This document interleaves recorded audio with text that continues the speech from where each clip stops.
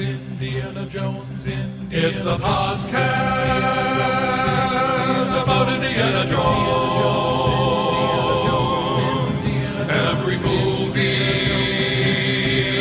1 minute at a time. Indiana Jones Minute. Welcome back to the Indiana Jones Minute. This is the podcast where we drink up the film Indiana Jones and the Last Crusade one fatal sip at a time. I'm Tom Taylor. I'm Pete Mummert. I'm Gerald Christopher St. Focus, the gardener. St. Focus used his crops to feed the poor during the famous persecutions of Diocletian. You know, Pete, Diocletian. The Roman soldiers were they were sent out to execute him. And they stopped by his house, not knowing who he was. So he sheltered them, and he offered them hospitality, and he fed them, and he told them that he would help these Roman soldiers find this Focus guy who's feeding the poor. But he'd do it tomorrow. So then during the night, he dug his own grave. And in the morning, in the morning, he revealed himself to the Roman soldiers. But they loved the hospitality and his pasta primavera so much, they said, nah, man. We're not going to, that's all water under the bridge. Besides, this Diocletian guy's a little, how about we just, we're all good here. Oh. And, St. Focus the gardener insisted upon being decapitated. Are you serious? I'm dead serious. What the hell for? He bared his neck. That was a big thing. A lot of martyrs were desperate to be martyred. Oh, because they wanted to be literally martyred? Like you wanted to be a saint who was martyred? Yeah. And there was a rumor, like a kind of a thing going around that if you were not martyred, you were not as good a Christian as if you were. My gosh. So people would aspire to be killed. See you later, you muddy. Death wish here. It's fascinating, though, Pete. I'm glad you got that because it's true. You read all these, and there's a lot of times these saints get sort of like an out or a back door or something. Yeah. And that's part of what makes them saints and martyrs is that they never take it. Yeah. He's like, nope. You ate my pasta primavera, and I want you to decapitate me in the name of, my religion. You have a job to do. Anyway, I don't want to stand in the way of that. Yeah, and they'd say, because some of them, the whoever the governors, the procurators would kind of like him, and they'd be like, look, just calm, just calm down, just like sit down for a minute, and they'd be like, no, and he'd stand up and start yelling, and they would do everything in their power to make sure they were martyred. It's actually quite interesting. Yeah. Historically and psychologically and culturally. Yeah. Anyway, patron saint of gardeners and watermen, which makes it appropriate for this font minute. The font saint? Porter. Porter? Okay. Porter. And as you can hear, we are joined again by our old friend Doris. Welcome back, Doris. Hey there. Hey, Doris. Hi. Good to see you again. Yeah. It's good to be seen. Thank you for joining us again for minute 113, which begins with Donovan approaching the self-serve water font and ends with a suddenly much older Donovan grabbing Elsa. Now, how does Donovan know that he should immediately go to this water? Like, how does he know that's not where the knight does his dishes? Or does his anything, yeah. Oh, you might know wait. Yeah. The faucet's over here. Like, he seems to be taking a lot on faith here. Or is it totally irrelevant where the water comes from? Is it just the chalice that is important, not the font? Yeah, we've been wondering about that. Like if this, I think, Jerry, you were saying, if this is holy water, in fact, in this font, like, is that like overkill? Is that like, well, it would have been holy anyway, like whatever you put in there. It's called double the water of life, not the cup of life, usually. That's true. Yeah. Yeah, well, that's a great question. I mean, you hear both. And so you're kind of like, so which is more, is this... What happens if you take the Pepsi challenge with the grail? They both taste like Coke. Hey! Yeah, that's what I'm thinking too. Or RC Cola. RC Cola. You've chosen poorly, I think. Yeah. I don't know, Royal, Crown, King you of know Kings. What? That's the cola of a carpenter. No, By the way, of a carpenter, our cups never looked like that. I happen to know. Yeah, I don't. Yes, I don't. That gets that's a little funny, but that's down the road a bit. Yeah. I want to know what happens if you just, if you run over and you smash your face in the font and start drinking and drinking. Yeah. Yeah, so chicken or egg, water or cup. Yeah. Yeah, exactly. And, I think you have a good point there, Doris. I don't know if there's anything special about the water. Mm-hmm. It's just handy. Yeah. It's just handy, yeah. Yeah. By the way, Yeah. how often does the knight have to drink to stay alive? He doesn't eat, obviously. He looks very emaciated, but the water sustains him. But how often does he have to drink? Looks like he's not doing it enough. I'm still not sure why he's so old. Although I think Pete had the best possible explanations, that he was he was just that old when he first drank from it. Yeah. And maybe that was it. He Maybe didn't it's one age. and done. Yeah, he never aged, but he was old. Right. I see the knight in no other position other than the one we're introduced to him as, contemplative prayer, or sort of lightly reading the Bible, or not lightly, but you know what I mean, like through contemplation. Reading. Yeah. Well, it's like his 1012th time through the Bible. Yeah. Right. I don't see him doing any of the drinking, eating, nothing other than that. I think he's just, like I said, in a state of spiritual torpor or religious, not ecstasy, but sort of serenity. Resignment, maybe. Yeah. Yeah. Yeah. It's interesting. Donovan actually, first of all, he dips. He dips. He dips a little bit of water into the chalice, into the font a little bit. And I was wondering, Pete, would you be a dipper or a dunker? I don't know if you can dunk that. The thing seems pretty shallow. I think you have to. Well, I mean, we see later on, Indy's kind of a He also kind of imitates the priest, I think. Looks very yes, that very was regal how he does it. Huh. He holds up. It's like the actual consecration. Yeah. The bread, and wine into the in the unity of the Holy Spirit.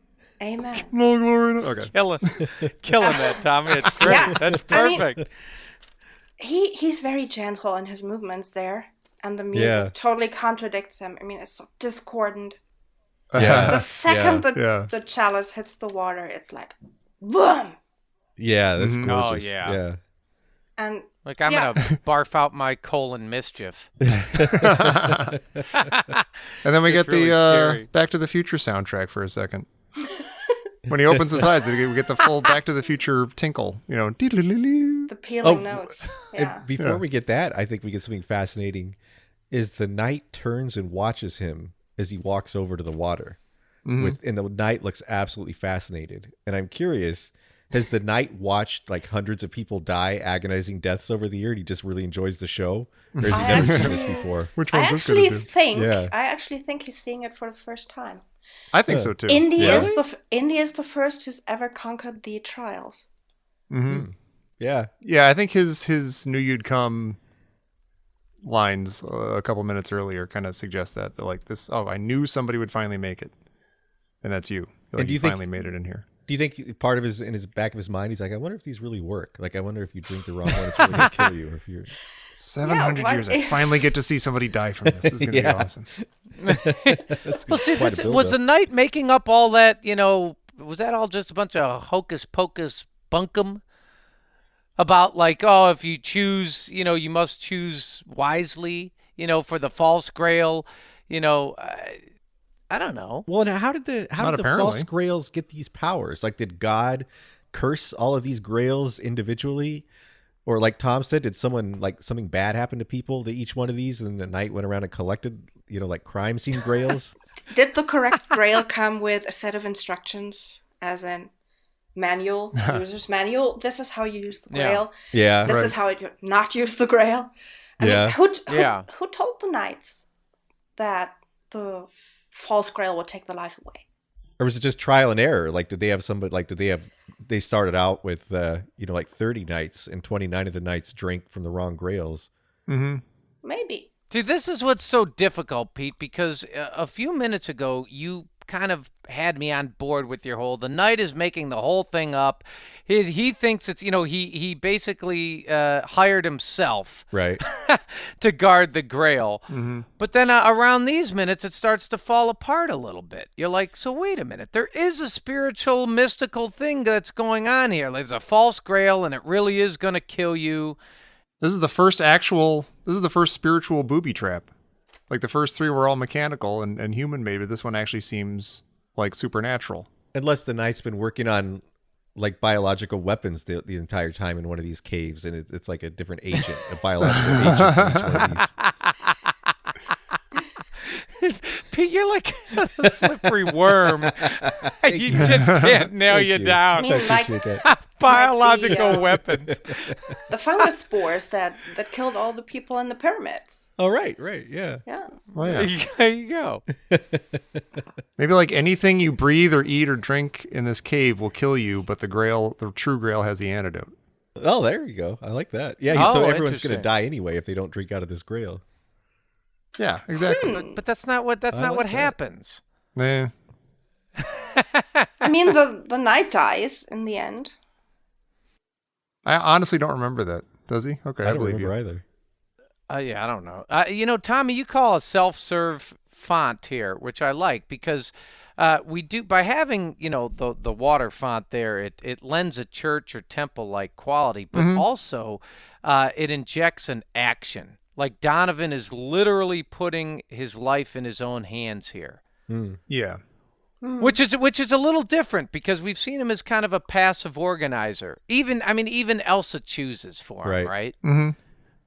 And I like that then she becomes the observer, and she kind of almost stands on her toes leaning forward to get a good look at what's about to happen. Yeah. Yeah. Like she knows something bad's going to happen. When's the last time he ever had to serve himself a drink, do you think? Well, he served himself an India drink back at his Oh, that's apartment. true. He's being a host then, too. Yeah. What do you think the water tastes like? Stale. Not great. Yeah. Yeah. Pretty stagnant. I think it's like Mountain Dew. You think it tastes like heavenly for you, heavenly water? Yeah, heavenly mountain. Yeah, it tastes like See, Yeah. for me, that'd be the false Grail. Like the false Grail tastes like Mountain Dew. it tastes like Mountain Dew right around July 2nd. Just right in the middle of the summer. Yeah. It's delicious. From a can or a bottle? A can. Yeah. Because it's the Holy Grail. Jerry, you chose wisely. It is interesting when he first drinks out of it. I swear that I don't know if they use makeup or what, but I swear he looks younger here for a minute. Like Spielberg is doing one last fake out. Yeah, Oh, wow. the lighting on his face, and Yeah. he looks Yeah. really totally serene in that Yeah. second Yeah. before he falls apart. And Elsa looks almost disappointed that he's not dying right away. Like her look Right. is almost like, wait, what's going on here? What, did I choose wrong? It's interesting. At second 47, we get this great shot of Donovan's reflection in the water, and I'm wondering, is that a shout out to the portrait of Dorian Gray?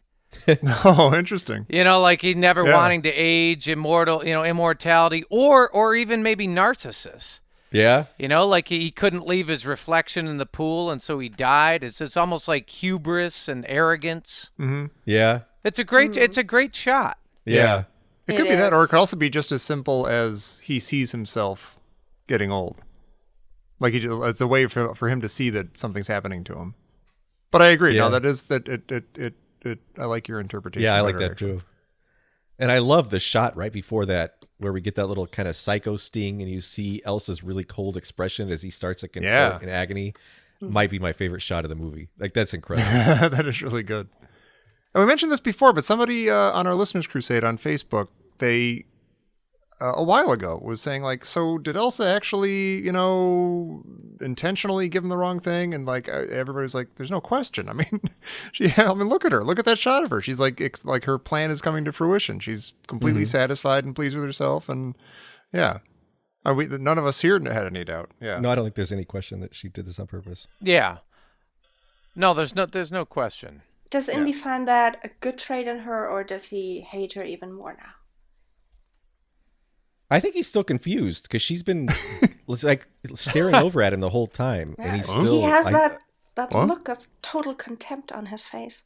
Yeah, I still think Yeah. because in the script it calls it out. It says he completely misreads, the looks that she's sending him, and he thinks that he's seeing her true colors, and he actually is, but he sees the true colors as the wrong colors.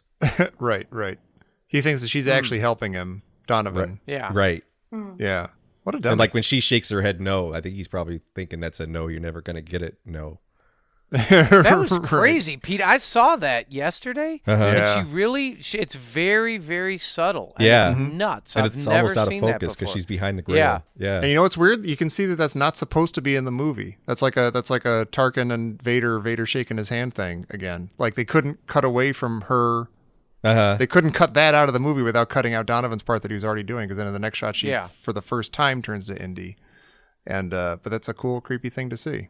And it does kind of like the thing, like sort of the more experimental filmmaking thing where they show the same shot, the same reaction from a couple different shots, which I kind of like. At second 48, does Donovan's rucksuckle rupture or calcify? Oh.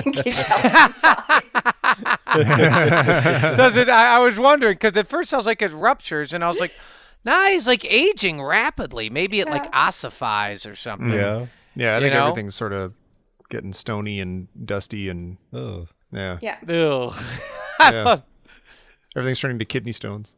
That very first shot of him when he looks up, that makeup. Is it the worst makeup that you've ever seen? It's It looks fake. It might be modern technology, HD and stuff, but it looks like makeup. it looks like stage makeup. Like, It does look like he's stage playing makeup. an old Yeah. man Yeah. in a play. As Yeah. soon as he turns around, it looks much better, but that very first shot. Yeah. Oof. It does. Right. Yeah, it totally looks You like know, stage makeup. What's fascinating is I don't know if you guys heard this, but right after his innards liquefy or whatever, ossify, whichever way you go. Turn What old. Yeah, there you go. oldify. Like there's a super freaky Beelzebub like yell. Did you hear that? Yeah, and he's going to say something actually in the next minute. Yeah, that that's really creepy freaks as me hell. out. That freaks Yeah. me particularly and out. behind Donovan is a shadow. There's like a demon shadow that appears behind him on the wall. Oh, I didn't It's notice like the right shadow. out of Salem's Lot. Yeah. Maybe. It's really, really creepy. Yeah, Maybe they show it is the horned one coming to Yeah. him in. Oh. Do you see it? It's like second. It's actually one of the scariest things in the movie. It's like second 48, 49. He turns around and there's like this shadow that kind of envelops him on the wall behind. Huh. I don't see it, but I believe you. Yeah. Pete sees it. I don't actually.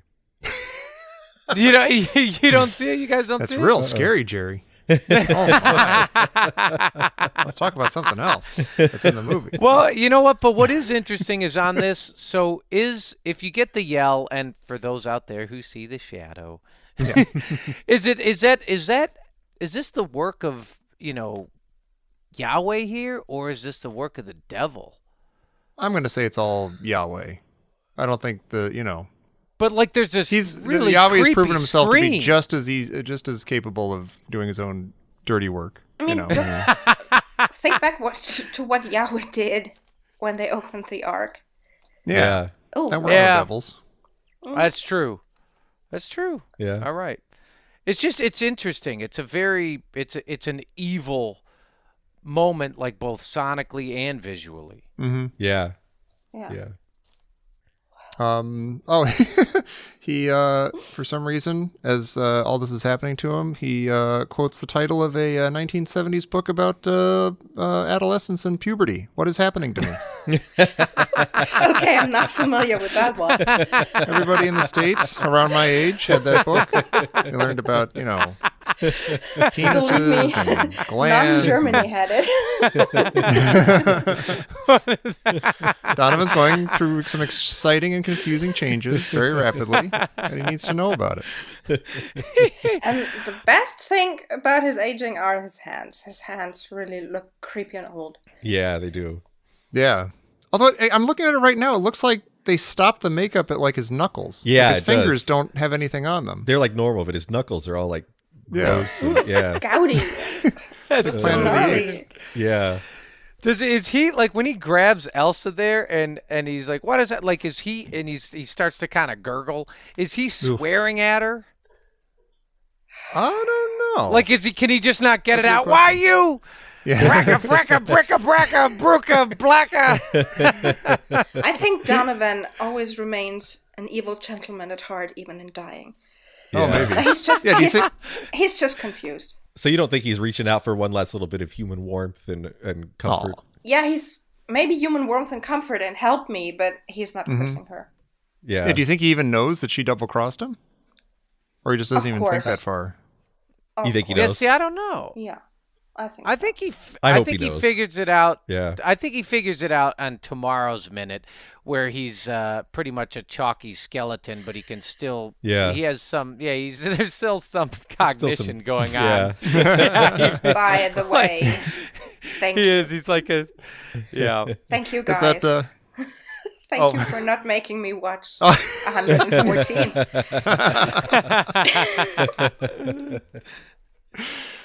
Oh, but you were mentioning, problem. Doris, that you would like to discuss an earlier minute a little bit. Oh, yeah. Well, there is this young soldier in the tank Uh-huh. who looks out the periscope at Indy fighting on top of the tank, and he says, well, die Amerikaner, die kämpfen wie Weiber. Uh-huh. And that is the most perfect German delivered line in the whole movie, and it has an Hamburg accent.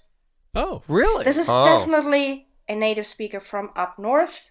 nice. Yeah. That's It took him, what, 3 movies to get that accuracy in there? It Not bad. took them a while, but they got there in the end.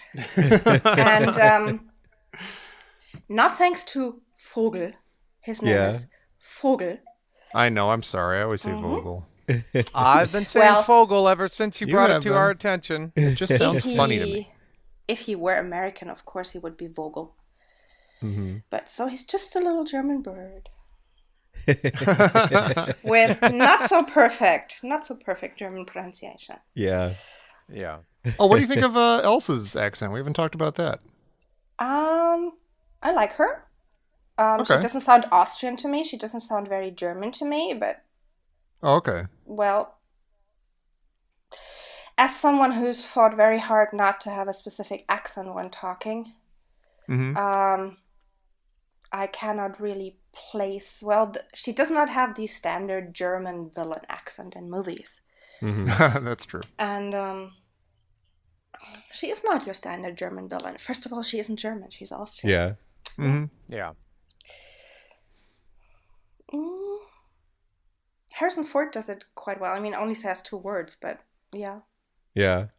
Oh, yeah. Nice. That's, is that Yeah. on the Zeppelin? Yeah, when he asked Yeah. for the tickets. Yeah, when yeah. when he asks for the tickets, exactly.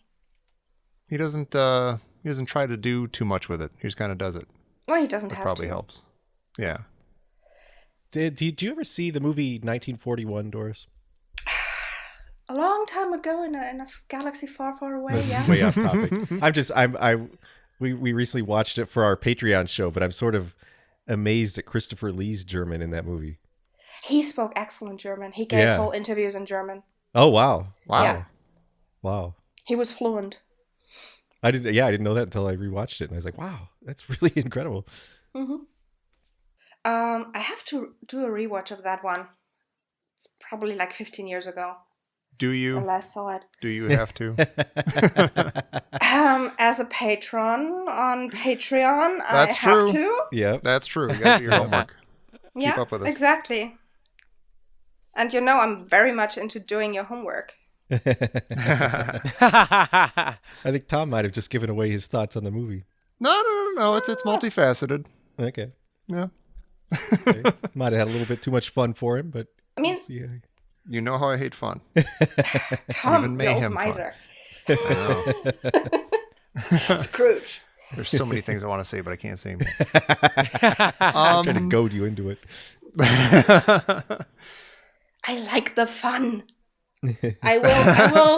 I will put my foot down and say the fun in this movie is perfect, and it is fantastic, and Oh, thank you, I Doris. will always support Pete in talking about fun. Thank you very much. I'm Isn't so that thrilled to hear nice? I'll be on Doris's team any day of the week. My Mountain Dew Thank tastes you. like a rainbow all of a sudden. Unicorn. Yeah. Speaking of Mountain Dew, Jerry. Yes, Mountain Dews, unicorns, and what is happening to me. This just in from Professor Chrissy Porter. Oh. Coming over the wire. How old is that water? Oh, bit of time.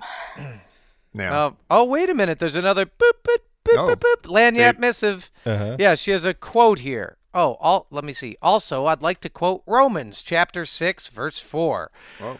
Oh, well, getting deep. By our baptism, then, we were buried with him and shared his death, in order that just as Christ was raised from death by the glorious power of the Father, so also we might live new life. Ah, okay. All right. That's your Catholic education for you. Yeah, they do. They have the baptismal font-looking water thing, and Yeah, then yeah. it does. They create a little mini church here, kind of like the mini gulp, like a little Yeah, church. the everlasting mini gulp. It is a mini church, right? Yeah, and you have everything from baptism all the way to premature death. It's a fascinating little Disney ride. It wasn't Disney yet. Yeah. Well, the little church is period accurate, because if you visit castles from this era in Europe, almost all the castles had their own little churches inside the castle, so that the knights or whoever wouldn't have to travel to go to church. That's Including a font. Mm-hmm. Nice. Yeah. That's thinking ahead. Yep. Well, Doris, thank you so much for joining us for the past couple of minutes. This has been awesome. Was a pleasure as always. We regret that there aren't any more Indiana Jones movies, so we can talk. Oh wait, there's one. Excuse All me. So we know that we'll at least be talking to you again for that. So that's nice. Yes. Definitely. And as long as they keep making Indiana Jones movies, I will be talking to you. exactly, beautiful. Oh yeah, there's supposed to be 2 more, aren't there? We'll see. Woohoo. But yeah, in the meantime, do you want to tell people where they can find you again? If Well, they're so inclined. if you want to talk to me about Indiana Jones, you can find me on the Listeners Crusade on Facebook. Otherwise, it might be difficult to actually find me on the interwebs, since I am not really present with anything there. So, not a podcaster, not a retailer. No, but you're Just a Last Crusader, and that's important. A Last Listeners Crusader. Yeah. Yep. Yeah. And a Star That's Wars Minute awesome. Listener Society. Absolutely. Who occasionally vents there. Yes. Sure, as all good Star Wars fans do. Yes. Yeah, we mentioned 1941 in our Patreon show. If you want to help support the show, you can go over to patreon.com/Indiana Jones Minute, and you can sign up to help support the show over there with a monthly donation, for which you can get stickers, you can get postcards from us, and you can get our bonus show, Anything Goes, in which we discuss other films like 1941 and E.T. and Jaws and Close Encounters and who knows what else is coming down the pike. So join us over there, and be sure to join us over here tomorrow for minute 114 of Indiana Jones and the Last Crusade here on the Indiana Jones Minute.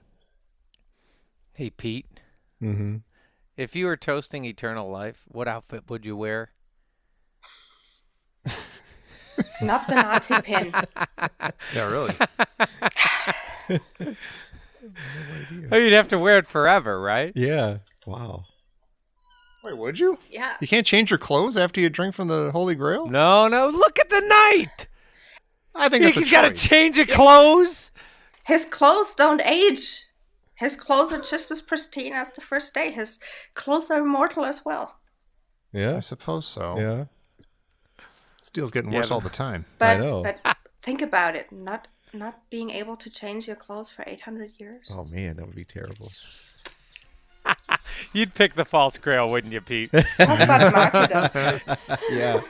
Yeah, Get me exactly. out of here.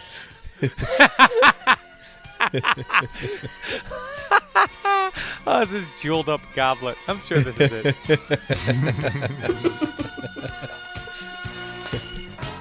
The dollar store goblet. God, it looks so cheap.